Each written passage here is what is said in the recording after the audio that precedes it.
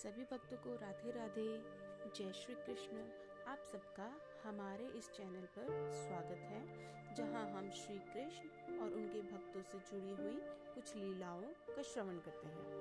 आज हम जो कथा सुनने वाले हैं वो एक संत की है और एक शिकारी की है। तो हम हमारी कथा को शुरू करते हैं।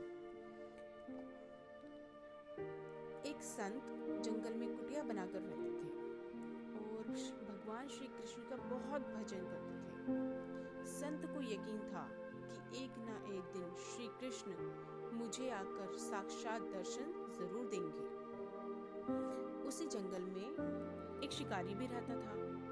उस शिकारी ने उस संत को देखा और उनकी कुटिया के पास आया और पूछा, संत महात्मा, आप यहाँ क्या कर रहे हैं? संत ने सोचा कि अगर मैं बताऊंगा कि मैं श्री कृष्ण का इंतजार कर रहा हूँ तो हो सकता है ये मुझे समझ ना पाए। तो संत ने दूसरा जवाब दिया और बोला कि पहले ये बताओ आप कौन हो?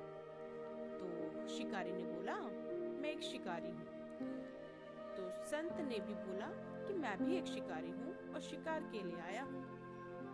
शिकारी ने पूछा, अच्छा संत जी, आप ये बताइए आपका शिकार कैसा दिखता है, उसका क्या नाम है? हो सकता है मैं आपकी कोई मदद कर सकूं। संत ने सोचा कि मैं ऐसा क्या बताऊं। फिर संत ने बोला, मेरा जो शिकारी है वो सांवरे रंग का है, मोर मुकुट है, हाथों में बंसी है।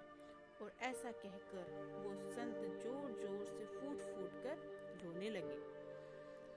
शिकारी ने बाबा को रोते हुए देखा तो उसे दया आ गई और उसने संत का हाथ पकड़कर बोला कि मैं आपसे वादा करता हूँ कि आपका शिकार मैं पकड़कर लाऊंगा और जब तक मैं शिकार को पकड़ नहीं लेता तब तक मैं पानी की एक बूंद भी नहीं पीऊंगा।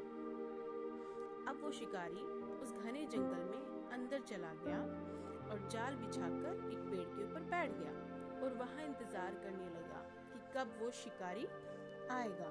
भूखा प्यासा वो शिकारी 2-3 दिन उस पेड़ पर बैठा रहा। बैठे बैठे उसे एक बार नींद आ गई। तो बांके बिहारी जी ने जैसे उस शिकारी को देखा तो उन्हें उस शिकारी के ऊपर दया आ गई और वो उसके भाव में रीझ गए। भगवान मंद मंद स्वर से बांसुरी बजाने लगे और उस जाल में खुद आकर फंस गए। जैसे ही उस शिकारी ने फंसे हुए शिकार का अनुभव किया तो तुरंत नींद से उठा और उस सांवरे भगवान को देखा जैसा संत ने उस शिकारी को बताया था। उनका रूप हूबहू वैसा ही था। अब वह जोर जोर से चिल्लाने लगा, मिल गया शिकार मिल गया।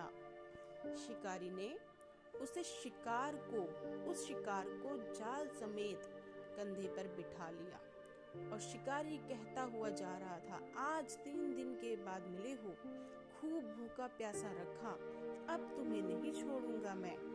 शिकारी धीरे धीरे कुटिया की ओर बढ़ा और जैसे ही संत की कुटिया आई तो शिकारी ने जोर से आवाज लगाई, अरे बाबा आपका शिकार मिल गया, देखो आपके शिकार को मैं बांध कर ला रहा हूँ। संत ने तुरंत दरवाजा खोला और देखा क्या कि शिकारी श्री कृष्ण को जाल में बांधकर अपने कंधे पर बिठा कर ला रहे हैं। ये देखकर तो संत के होश ही उड़ गए। संत तुरंत उस शिकारी के चरणों में गिर पड़ा और फूट फूट कर रोने लगा। संत कहते हैं, मैंने आज तक आपको पाने के लिए अनेक प्रयास किए प्रभु, लेकिन आज आप मुझे इस शिकारी के कारण मिले हो, ऐसा क्यों? भगवान बोले, इस शिकारी का प्रेम तुमसे ज्यादा है, इसका भाव तुम्हारे भाव से ज्यादा है, इसका विश्वास तुम्हारे विश्वास से ज्यादा है। इसलिए आज जब 3 दिन बीत गए तो मैं आए बिना नहीं रह पाया। मैं तो अपने भक्तों के अधीन हूँ और आपकी भक्ति भी कम नहीं है संत जी। आपको आपके दर्शनों के फल से मैं इसे 3 ही दिन में प्राप्त हो गया। इस तरह से भगवान ने दोनों को खूब दर्शन दिए और फिर वहां से चले गए। तो हम सभी जानते हैं कि भगवान कैसे अपने भक्तों के अधीन होते हैं। मुझे उम्मीद है आपको ये कहानी बहुत पसंद आई होगी। इस तरह की कहानी सुनने के लिए हमारे चैनल को सब्सक्राइब करें और हमसे जुड़े रहें। धन्यवाद।